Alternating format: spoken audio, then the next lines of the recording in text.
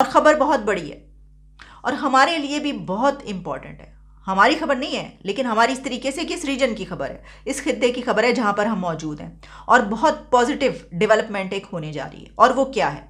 वो ये है कि India is serious to bid for 2036 Olympics.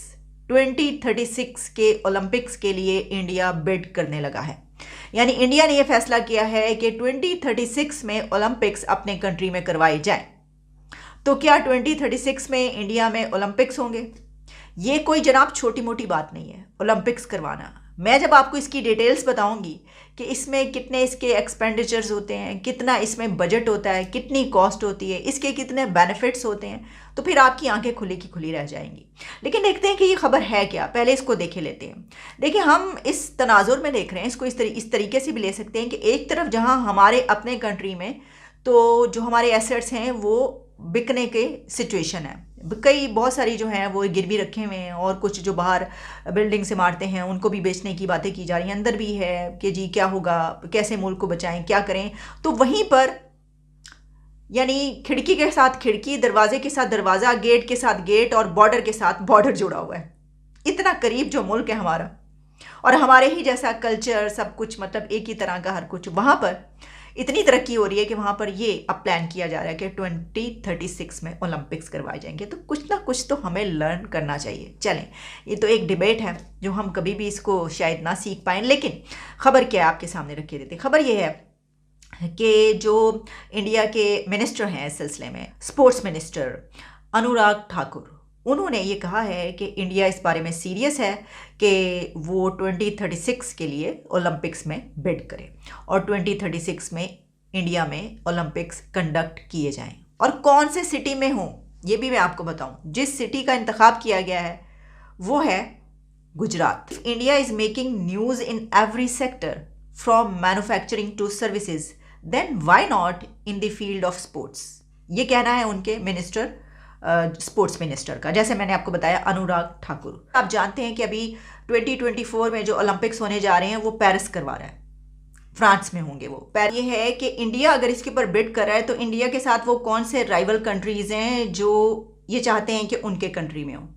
तो यानी किसके बीच में कंपटीशन होगा? तो इंडिया के साथ इंडोनेशिया, और इसके अलावा है साउथ कोरिया और कतर भी। कतर आप जानते हैं उसने अभी फीफा करवाया है, तो वो तो सबसे आगे होगा कि हमने तो अब फुटबॉल भी करवा लिया, बड़ी कामयाबी से करवाया, वहाँ पर हमने किस किस को बुला लिया, तो अब तो हम ये करवाएंगे। तो ये, लेकिन अब इस सिचुएशन में इंडिया है, यानी हम ये नहीं कह सकते कि ये जो इतना बड़ा एक इवेंट है वो कैसे करवाएगा। वो करवा सकता है, तभी वो ये बात कर रहा है।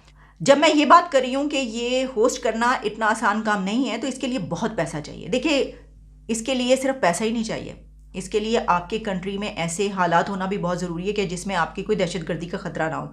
बात आपको डिटेल इसलिए बता रही हूँ कि इस पर कॉस्ट बहुत आती है। तो अब आप ये सोचें कि $40 बिलियन अभी कहा जा रहा है, तो फिर इसको जब आप 2036 में लेकर जाएंगे तो वो कॉस्ट कितनी ज़्यादा बढ़ चुकी होगी। तो इसका मतलब ये हुआ कि इंडिया उसको कर सकता है इतना स्पेंड, और उस वक्त तक वो समझता है। और जाहिर है कि वो जो मतलब उसके तो अपने इरादे जो हैं वो तो ये हैं, एम तो ये है कि हम जो हैं वो सुपर पावर बने, और हम जो दुनिया की बड़ी सबसे बड़ी इकोनॉमीज़ हैं उनमें हमारा नाम आए। तो जाहिर है कि फिर ये तो कोई बात नहीं है, कुछ छोटी सी बात है इतना पैसा खर्च। अब्रिल साहब, मैं देख रहा था कि इंडिया के जो स्पोर्ट्स मिनिस्टर हैं अनुराग ठाकुर साहब, वो कह रहे हैं कि इंडिया जो है वो 2036 के लिए ओलंपिक गेम्स के लिए बिड करेगा। और अगले साल इंडिया के अंदर जो है वो वर्ल्ड कप, तो क्रिकेट वर्ल्ड कप तो हो ही रहा है। लेकिन पाकिस्तान में नई तैयारियां हो रही हैं, जहां पे अब्रिल साहब जो कल एक कोर कमांडर कॉन्फ्रेंस हुई है और वहां पे ये फैसला हुआ है कि हमें दहशतगर्दों के खिलाफ जो है वो इनडिस्क्रिमिनेट किस्म की लड़ाई लड़नी है। मतलब डिस्क्रिमिनेशन नहीं होगी, वो गुड और बैड नहीं होंगे। और दूसरा, कल जो है वो नेशनल सिक्योरिटी कमेटी की मीटिंग हो रही है, जिसमें ये जो जीएचक्यू में फैसले हुए हैं उनमें ये सारा कुछ रखा जाएगा। आप कैसे देखते हैं, हम पिछले 20 साल से दहशतगर्दी से लड़ रहे हैं, इंडिया ने जो है वो ओलंपिक गेम्स पे नज़र डाल के बैठ गया है कि हमें वो होस्ट करने हैं। ये बहुत जिसे कहते हैं ये गैप जो है, आपको कैसे लगता है? कि ये दोनों मुल्कों के दरमियान gap, how do you read this sir? Devendra ji, इस गैप को आप सादा जबान में इस तरह रीड कर सकते हैं कि अब आप दोनों जो है ना अपने लगाए हुए पौधों के अब फल खाने की तैयारी कर रहे हैं।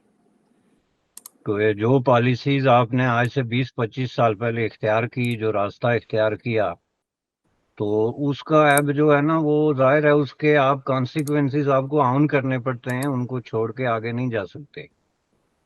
ये सारी जो इस खिते में बड़ी तब्दीलियां आई हैं, जिनको मैं ड्रास्टिक चेंज कहता हूं, जिसने इस खिते के लाखों करोड़ों लोगों के मुकद्दर बदल कर रख दिए, जिसमें चीन है, जिसमें इंडिया है, जिसमें बांग्लादेश है, एंड जिसमें फॉर गुड और बैड पाकिस्तान है, मुकद्दर पॉजिटिवली और नेगेटिवली बदल के रख दिए, इन सब में ये सारे लोग शामिल हैं।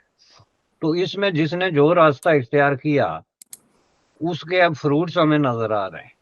अब देखें, ये तरक्की का जो एक दौर चला था ना 80s में, एक नए ट्रेंड्स इंट्रोड्यूस हुए इंटरनेशनल, उससे पहले एक खास किस्म की कंजर्वेटिव स्टक किस्म की मैचियत थी, सारे ही मुल्कों की एक खास एक दायरे में चल रही थी, तो खास उसमें आपको कोई ऐसी बड़ी बड़ी चीजें नजर नहीं आ रही थी जो 80s के बाद मंजर आम पे आना शुरू हुई।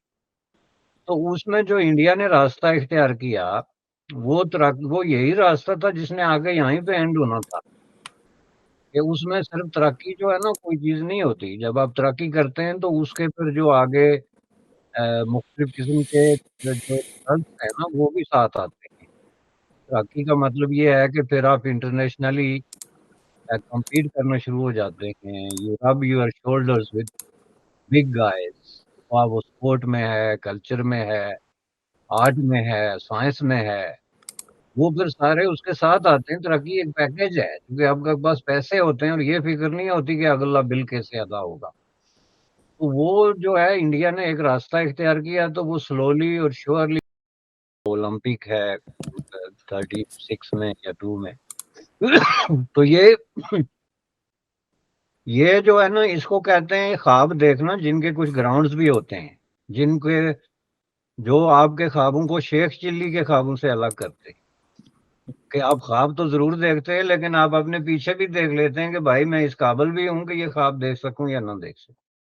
अब इंडिया जो ख्वाब देख रहा है उसमें शेख चिल्ली वाला आंसर निकल गया है। अब उसमें प्रैग्मेटिक किस्म की एक अप्रोच है, उनके पास पैसे हैं, इंफ्रास्ट्रक्चर है, और इस कदर वसाइल हैं कि वो विद इन 6 मंथ वो एक ओलंपिक विलेज या ओलंपिक सिटी जो है वो डेवलप कर सकते हैं। कतर को देखें, उसने सक्सेसफुली एक ओलंपिक के इक्वल एक इवेंट जो है सक्सेसफुली ऑर्गेनाइज किया। तो जाहिर है उसके मुकाबले में इंडिया में हजारों गुना ज्यादा जो है